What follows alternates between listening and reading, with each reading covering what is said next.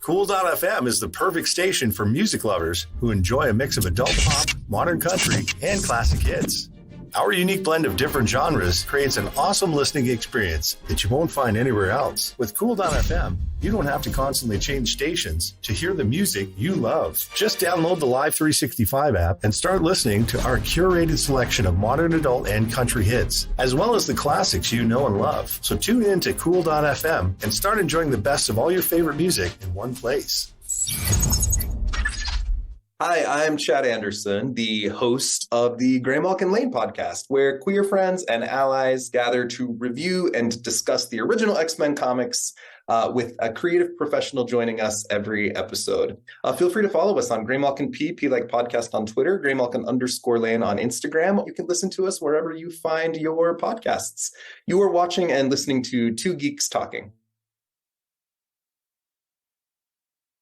Good morning, afternoon, evening, everyone. Two Geeks Talking is an entertainment industry interview show where we interview the creative people from the comic, film, TV, movie, and video game industries. And of course, I'm your host, Kurt Sasso. We are joined today on this amazing day with a very talented and creative person. He is the host of a very incredible podcast, not only talking about X-Men, but this is great because I haven't talked about X-Men in forever. And I happen to be co-hosting on his show on March 30th. This will be released well after I'm on the show.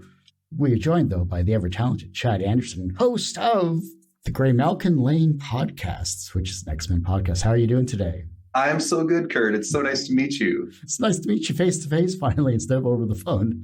Yeah, we've been chatting and talking for a little while. It's great to see you in person. And I'm excited to have you on my show soon, too. Yeah, you gave me something that I haven't read before, and I'm not going to spoil anything. That means they have to listen to your show, obviously, for that. And it was an interesting read, because I had never really touched on that age of the X-Men comics. But for those that don't know anything about yourself as a creative person, as we're getting ahead of ourselves, tell us who you are and what you're bringing to Two Geeks Talking. My name is Chad Anderson. I am 44 years old. I work as a therapist in my day job, which is about half of my time. I also have two small children that are, well, not small anymore. They're 14 and 11. I live in Salt Lake City with my husband, and just kind of a nice structured life here. But I have always been a creative person. Outside of my main job, I usually am always doing something creatively. At times that has meant producing shows. I've made a documentary. I've written a couple of books and graphic novels. I worked for Marvel Comics for several years as a writer. And in the last 3 years, I started podcasting. Coming out of COVID, I needed a project. And I came up with this concept of exploring the X-Men from the beginning. Most people only look at the comics kind of after the Claremont run or after the animated series. But I wanted to go back to the very early stuff in the Silver Age and talk about all of the stuff that is built from then. And we're doing that from a nerdy kind of queer lens. It's been a really fun ride the last couple of years. Yeah, I listened to a couple of your episodes, and I listened to your episode 66 most recently, and that was a blast just to kind of understand and hear everyone just geeking out over X-Men, because I grew up with the animated series, so I was never well read in it. So you introducing me to what we're reading was amazing. So I can't wait to dive more into that. It's a lot of fun. It's been really fun to, every episode we try to feature an interview with a professional, and then we review the old comics together. So yeah, that X-Men 66 when you talked about, it's me, Anthony Oliveira, Josh Trujillo, and Jordan White just hanging out and laughing and being nerds and having fun as friends. It's a really fun time as we talk about both serious things and nonsensical things, which is kind of the idea. Okay, now I have to ask this question before I jump into some of my more pressing questions. Is this, who is the best and worst leader in the X-Men universe? And who is the best and worst villain of the X-Men universe? And here's the stipulation. It can't be Professor X or Magneto. I think those answers are tricky. The interesting thing with the X-Men that I'm realizing more and more over time is it's a giant franchise. You got to think of it like a huge toy box full of toys. I mean, there's tens of thousands of stories, creators that are influenced by their times, hundreds and hundreds of people who have worked on these characters. So my answer, if you listen to my show, I always tell my kids when they ask me big questions, my answer is always depends on the storyteller. So it depends on the era of comics. It depends on the story being told. My favorite character is going to shift from from time to time. I'm going to answer today. I will answer your questions. I reserve the right to change my answer at any moment, at any point in the future. The best hero among the X-Men that exists in my mind right now, the character Sync shows up. We're seeing that character really revitalized in the current X-Men franchise as a really powerful character of color who died and is reclaiming his life and is being explored from really incredible spaces. The biggest villain, I'm gonna call Mr. Sinister right now. In the current comics, he is doing all kinds of awful, terrible things, and he is a villain of villains. He has no morals and is very self-involved. So yeah, my answer may change at any given day, but those are the two that come to mind now. I was curious just to dive into one that has worked with the X-Men well more than myself. I defer to the professional as What is the most misunderstood aspect about the X-Men?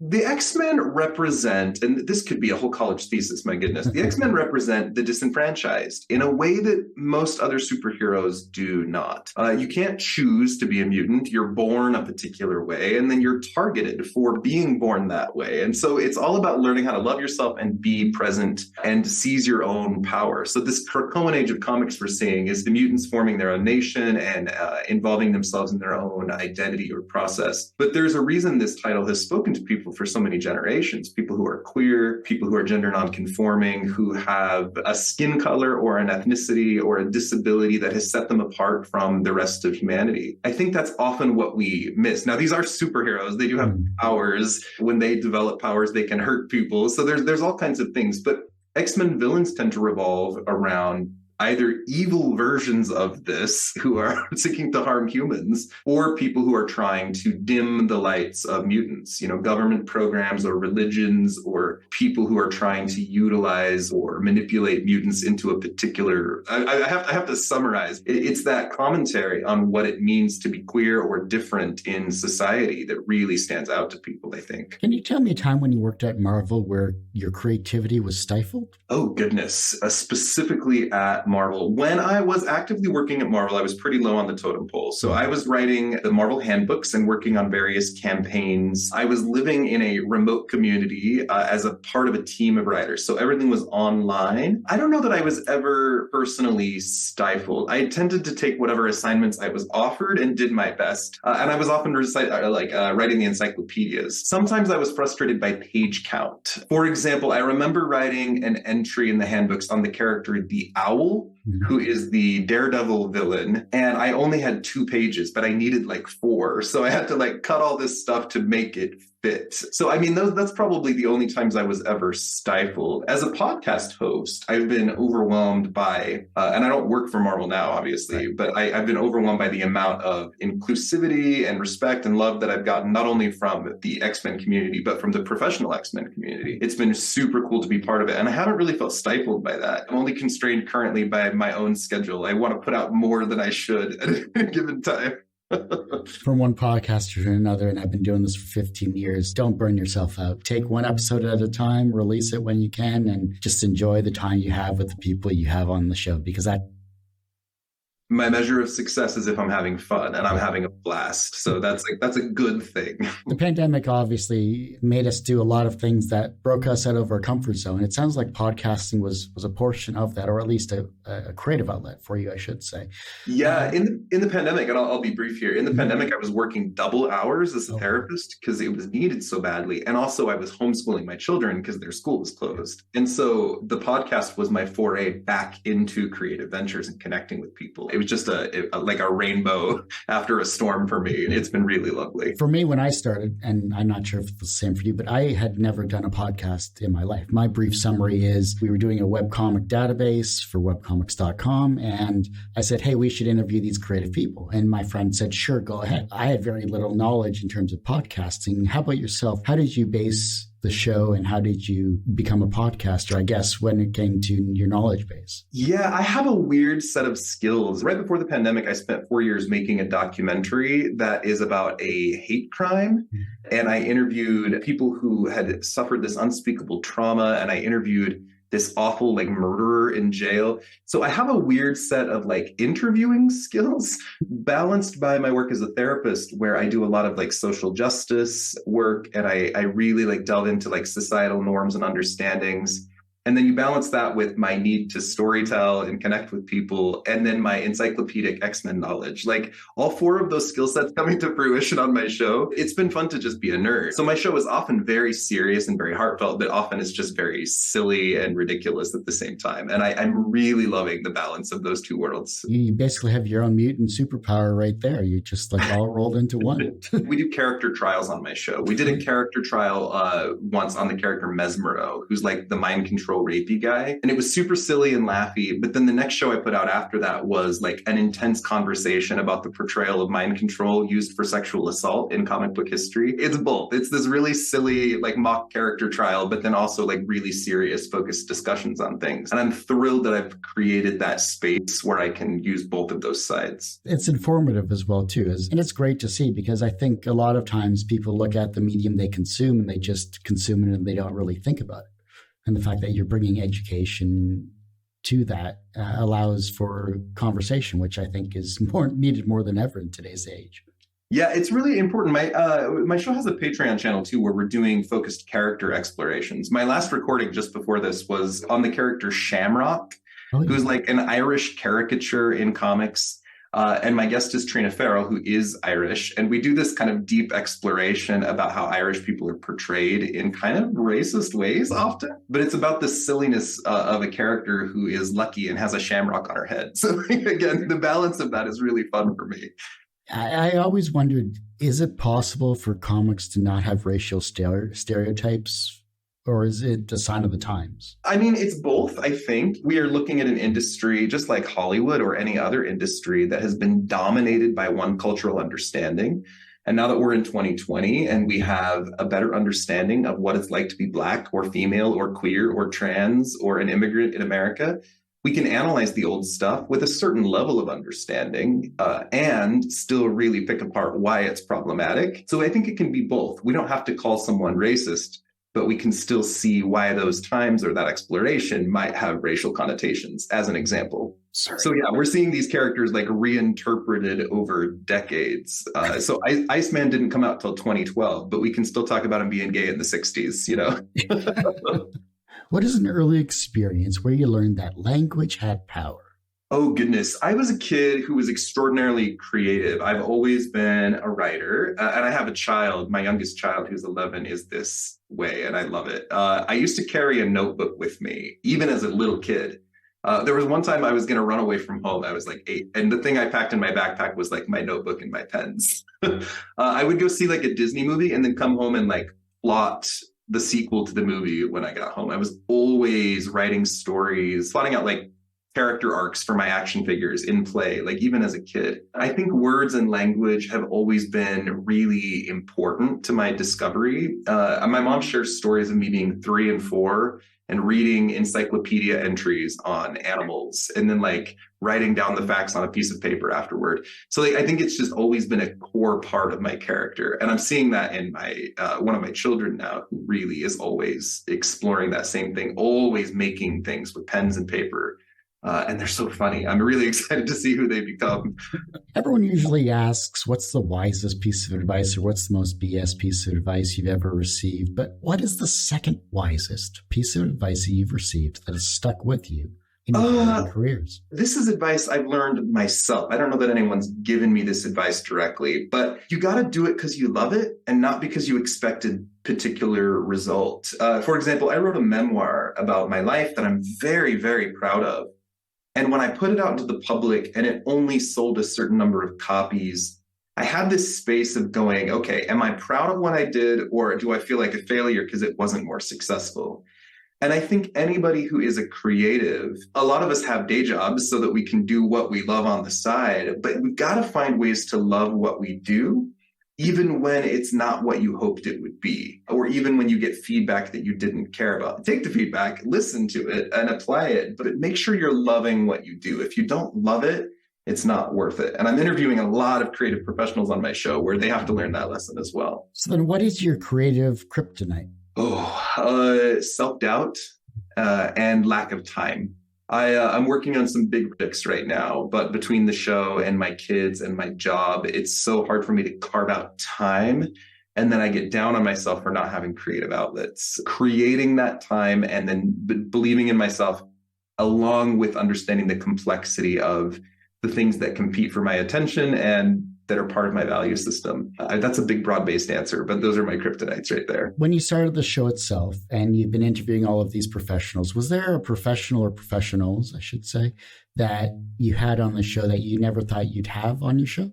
My word, yes. I grew up reading comics and I had a pretty difficult upbringing. Comics were my escape from life. So some of the people who wrote the books that I grew up escaping into have been my biggest sources of joy and honor on my show.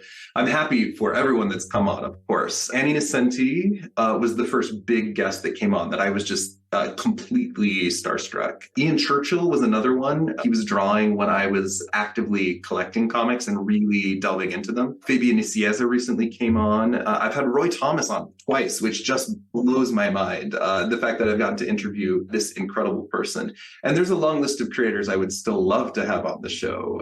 Louise Simonson being right at the top of that list. Yeah, the fact that I've gotten to meet these people and we have correspondence, and on any given day, I'm chatting with or emailing back and forth with creative professionals that I love and respect. It regularly blows my mind. My husband and I went out to a bar last night to watch RuPaul's Drag Race, and all through the show, I was instant messaging back and forth with Chuck Austin. And I was like, what is my life right now? It's so fun to have that in my life. How do you think the birth of creativity was formed? That's a deep question. I think humans have an innate need on a spiritual level, not a religious level per se, but on a spiritual level to connect with something bigger than themselves. We explore and we think and we lose ourselves in the idea of what could be versus what is. And I think there has always been an innate need in almost every human to connect in that way. We live in an age where we can click anything at any time and be constantly entertained. And our brains still slow down and wonder, why do I exist? And why are things this way? And I think that's always going to be an inherent part of being human. And we've got to find peace with that. So for us creative types, I think having that outlet is absolutely crucial. Everyone has one person that inspired them on their path to where they are today. Who was that for you? My mother. My family went through a tremendous amount of adversity growing up. And my mom, who of course has not done everything right, has always been the mainstay. She's a creative person. She is a dedicated, incredible mom who raised 7 kids basically on her own and who always gets up no matter what knocks her down. She is 79 and still easily my hero. I'm number 6. My little sister is number 7, and the 2 of us are gay. So we always laugh like something happened there at the end. Just balancing out the colors of the rainbow, that's all.